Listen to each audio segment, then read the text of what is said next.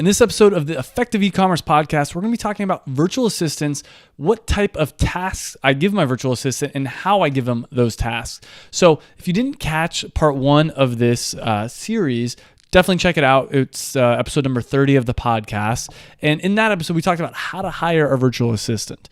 And I have a very step-by-step, very algorithmic, easy formula for hiring a virtual assistant. And I explain it more in that episode. But if you want the short Cliff Notes version, you can go to effectiveecommerce.com/success-pack or just effectiveecommerce.com and poke around. You'll find the free success pack. I have a link in the YouTube video right up here that you can get it as well. But once you get the success pack, it has these step-by-step instructions, including the complete templates for what the job post should say, the messages should say. It's copy and paste, basically. But anyways, at this stage, I'm gonna hope that you already have a virtual assistant and you've already hired them. So I'm going to share the type of tasks I give them, how I give them those tasks, and some bonus tips for continued success. Some of the mistakes I've made hiring virtual assistants, and some of the mistakes I've made in continuing with a positive relationship. So let's go right off the bat. What type of task should you give your virtual assistant? When I talk about this, it's anything that's algorithmic. And just to define it, I know that's kind of it's not that fancy of a word. It's kind of a fancy word. What does algorithmic mean? It means anything you can create a formula around, where you can say, if this happens, then do this. If that happens, then do this. If none of these things happen, do this other thing. Basically, the same way you talk to a computer. If you can create some kind of a formula around how to do things, 100% give it to your virtual assistant. So what's an example of this? Answering basic emails. 90% of the customer support emails are probably things that could just be the same messages over and over again. So for dancewear, people might say, how long does it take for you to ship something? I can have my assistant say, just copy and paste a very simple message, 2 to 4 weeks. And then, another question might be, what are the sizing charts? Or I can't think of them off the top of my head, but there might be 5 or 6 questions that I say, hey, if these are the questions that you get, just respond to them. You know how to respond to them, do it. If it's a different one, if it's something you don't know how to respond to, put it in a special folder and I'll respond to it. So that's a very simple example of something algorithmic. Another example of something that's algorithmic is, all right, I want you to edit all of these photos, crop out the background, like edit out the background. And how do you do it? Well, let me show you in a video. Now that I've showed you one time how to do it, you should be able to do it for all of these photos. Very basic. What's the step? The only step is go in, use the pen tool or whatever it is in Photoshop and delete the background. That's very simple. So things like that are very algorithmic, you could have a VA do. Really, the quick answer is to what kind of tasks should you give your virtual assistant? Literally anything they can do. Even if you can do it better, you should have them do it. Now, there's some things like CEO level task of what direction your company's going to go in, things like that. I would not have my virtual assistant do. That's really your responsibility. But I think anything that you can do anything that you do more than once. Anything that you do more than once every 6 months or so, you should have your virtual assistant do it. Maybe even if it's once a year. It's up to you. But an example I used in the last podcast is my state sales tax for dancewear. It takes me about 2 hours to do. It doesn't take that long, but I always forget how to do it. And what I finally did is I wrote down step by step the steps for myself to do it. And then once I realized that, okay, here's the step-by-step on how to do it, I recorded myself doing it on a screen recording. And now this next time I go to do it, I'm going to have my virtual assistant do it. So that's one example. And anything that you do more than once, you can probably record yourself doing on your screen and just give it to your VA and say, hey, now go do this 1,000 more times, like I gave for the Photoshop example. So what are some other examples of tasks that I give my virtual assistant?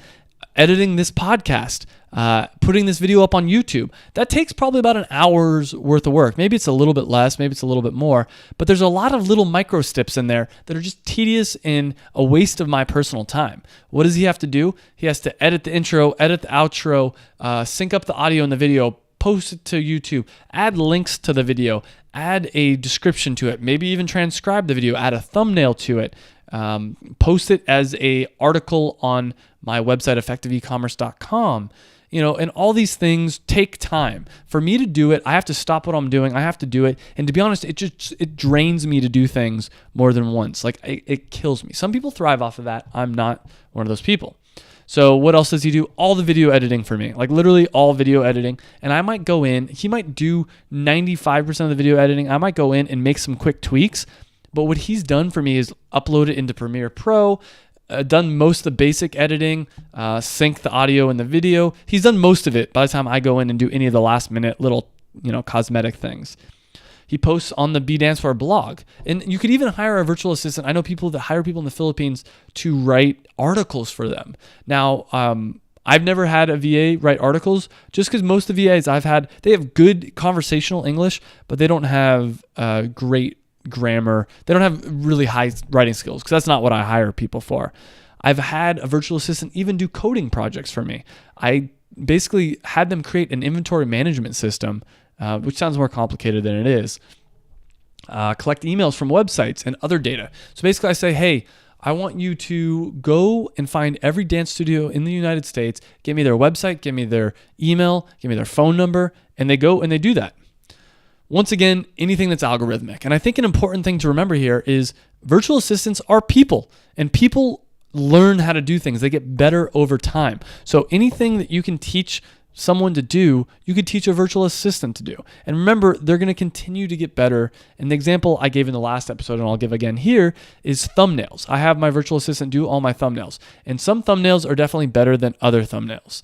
And, he gets better over time. And when he does a thumbnail that's not quite up to standards, I say, this is the things you need to fix. And we'll sit for 10 minutes and I won't do the work for him.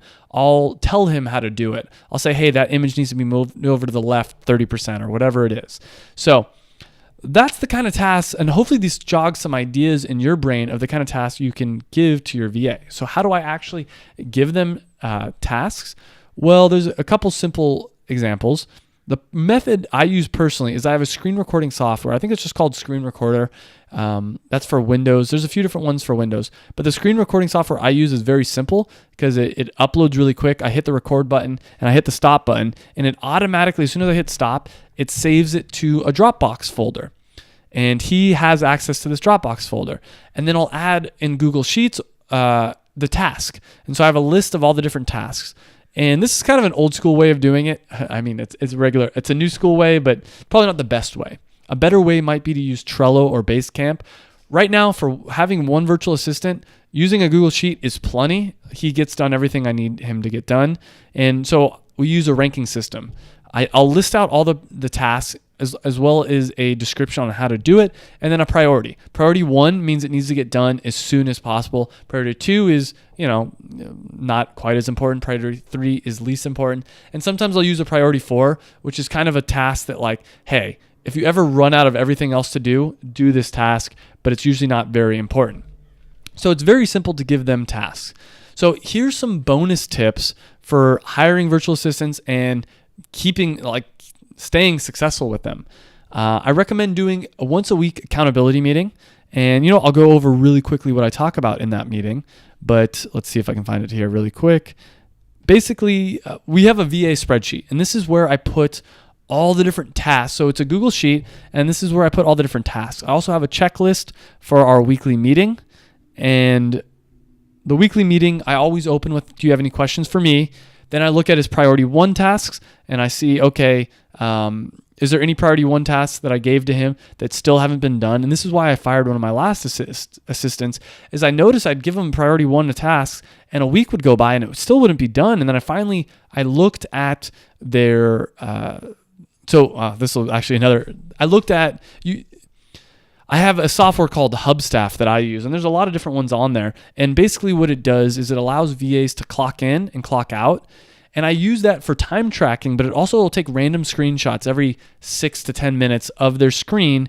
And I recommend getting this software. I think if you go to effectiveecommerce.com/Hubstaff, you'll save like 15% or some amount of money. It's $5 a month for one VA. I think it's $15 a month for 3 VAs, so on. But that's a great software to have. And what I have my VA do is he clocks in, he clocks out. It also allows me to build to different projects because dancewear, I have dancewear, the company pay for it. And then if he's working on my personal stuff, I have me personally pay for it. So what I do is that tracks all his time. And then at the end of the week, he tells me how much money I owe him. And I usually trust him. Every once in a while I'll spot check and say, hey, wait a minute, do these numbers add up? But right now, for the most part, I trust him. And I have a zero tolerance policy. If I catch him lying to me, blatantly lying, I will fire on the spot. So that's an incentive for them not to lie to me. Obviously, mistakes can happen. If it's off a little bit, that's fine. But if I go back and I realize that it's always off a little bit, then that's a fireable offense. And I tell them right from the beginning, if I catch you cheating me out of money, you're gone. No warning, nothing like that. It's like, I don't want to deal with that. Like virtual assistants are replaceable if they're cheating you. I mean, you don't want to fire a virtual assistant, but they're gone right away. So anyways, I look at the priority 1 tasks, and if they're not getting done, or if I'm giving my VA tasks and I feel like they're slow about it, I go and I'll look at their screenshots and see, are they actually doing my work? Because sometimes it takes longer to do tasks. Sometimes I'll give my VA a task and I'm like, this should take an hour, but I forgot, that it's actually going to take about 4 hours because, certain things just take longer. The next thing I'll look at is number of hours worked. Are they working 40 hours a week, or are they only working 10? And if they're only working 10, it could be because I'm not giving them enough tasks, or it could be because they're, have something else going on. But it's something for me to look at and note and try to figure out what's going on there. The next one is, are they running out of tasks? So I'll ask my VA, hey, are you running out of tasks? Because if you're running out of tasks, that's my job to give you more tasks. And I try to do this at least once a week, maybe more often. But if I see that they're running low on tasks, I'm going to spend a few minutes and brainstorm, or maybe 30 minutes and brainstorm what other tasks I can give to my VA. And this happens sometimes because there's some times in my life where maybe I'm not working a lot on my business, or for whatever reason, I don't have a lot of new tasks. And this happened actually this last week, as I didn't have that much tasks for my VA, but it allowed me to think creatively. And I thought, you know what? Why don't you go through and make a list of every YouTube entrepreneur vlogger out there? And this is something I want, but it's also something long-term that's going to be beneficial for our relationship, because I want you to go through and I want you to watch some of these videos. I want you to put a link to the top video, their most popular video, and I want you to put a link to whatever you think their best edited video is. So it allows me to stall for time because I don't have an immediate task for my VA, but I still want him to be happy. I still want him to have work, and it's valuable work. I'm willing to pay for my VA to go do this research because it'll improve his skills, and this list that he's compiling, I might be able to reach out to them and do some kind of a collaboration. So another thing I didn't mention is, not only do I have a list of all their tasks, I also have a list of weekly tasks. So it's laid out where it's a column for Monday, Tuesday, Wednesday, Thursday, Friday. And every Monday they have a certain task. And when they're done with that task, they need to cross it out. And then, right now I'm looking at it and it looks like some of the tasks have not been crossed out.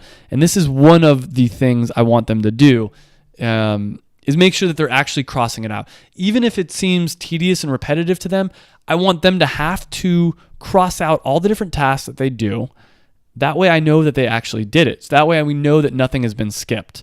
So that's one of the things I'll check on Mondays to make sure all the tasks have been unchecked, or all the tasks have been crossed out. Same thing when a task is done in the task spreadsheet, I have them do a strike through, like a cross out basically. And I want to be the one to delete it because I want to be able to verify that it actually did get done. So that way, when it's crossed out, I know that it's done and I can go verify that it's done, because in the past, I'd have my VA just delete the task from the spreadsheet, and sometimes I'd forget about that I even assigned the task. Hopefully that makes sense. Anyways, so to break it down, on the spreadsheet, on the task spreadsheet, there's a list of tasks that need to be done. They're like a one-time type task. And then at the bottom, I have weekly tasks that need to happen every Monday, every Tuesday, every Wednesday. So in our weekly meeting, I go through and I say, hey, have you been doing your weekly tasks? So some other questions, I don't always ask these, but I do sometimes. What do you want to learn? I'd say like once every few months, I'll say, what do you want to learn? Like what do you want to do for me? And then the next thing I'll ask is, do you have any new ideas? Anything that you think would be good for my business? And then finally, I'll ask, what are you going to be doing this week? And that's pretty much it. So that's pretty much it for the weekly meeting. Let's see what else we got.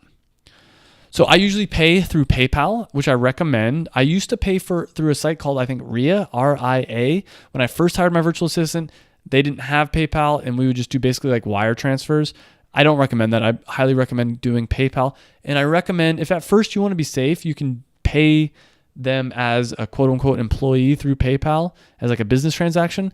But I recommend pretty soon after that switching to save money on the fees to friends and family. Next up is document the process. I recommend having a central day one Google Doc and that you do from the very beginning. You say, hey, day one, here's everything we're going to do on day one that has a link to your VA handbook. And what I have my VA do is every time I give them a new task, I say, add this to the VA handbook, write out the step-by-step. And recently what I did is I've had him start doing a spreadsheet that's called the Virtual Assistant task spreadsheet. And in it is basically the step-by-step on how to do all the tasks. And I say, all right, if you anytime you do a new task, it needs to be added to the spreadsheet. And for instance, editing this video is going to be on there, and it's going to have the step-by-step on how to edit a video or a podcast. And they got to go in and check all the boxes, because my VA's recently been forgetting a lot of small things like uploading videos without transcripts or uploading videos without proper info cards and stuff. And I'm like, all right, no more of that. Let's create checklists for everything. It also makes it very easy. If for some reason I need to hire a new virtual assistant, they can kind of just jump in and know how to do it very quickly. I, at the beginning, have my VA do daily emails, and I forget all the questions. I think it's in the e-commerce success pack.